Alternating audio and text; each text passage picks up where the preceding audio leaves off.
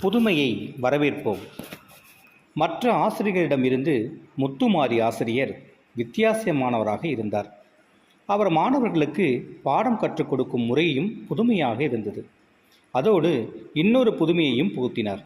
மாணவர்களே, உங்களுக்கு நான் குழு படிப்பு முறையை அறிமுகப்படுத்துகிறேன் என்றார். பல மாணவர்கள் ஆர்வமாய் இருந்தனர். சில மாணவர்கள் தங்களுக்குள் முணுமுணுத்து கொண்டனர். இவருக்கு வேற வேலை இல்லை. நீங்கள் படிக்கும்போது 5 பேராக கூட்டு சேர்ந்து கொள்ளுங்கள். நீங்கள் படிக்கும்போது ஒருவர் மற்றவருடன் பகிர்ந்து கொள்ள வேண்டும். இதன் மூலம் இன்னும் தெளிவாக பாடம் உங்கள் மனதில் பதியும் என்றார் ஆசிரியர்.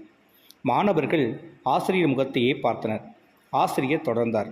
வெளிநாடுகளில் இந்த முறை பிரசித்தம். இதனை பயன்படுத்தி மாணவர்கள் தங்கள் கரத்தை உயர்த்தி கொள்ள வேண்டும் என்றார். அவரே மாணவர்களை 5 பேராக சேர்த்து விட்டார். கருப்புசாமியும் அவன் தோழர்களும் முணுமுணுத்தனர். 5 பேரும் படிக்காமல் வெட்டி அரட்டை அடித்தால் பிறகு எப்படி படிக்கிறது என்றனர். அவர்களை தவிர குழு படிப்பு படித்த அத்தனை பேரும் அடுத்த தேர்வில் சிறப்பாக தேர்ச்சியடைந்திருந்தனர்.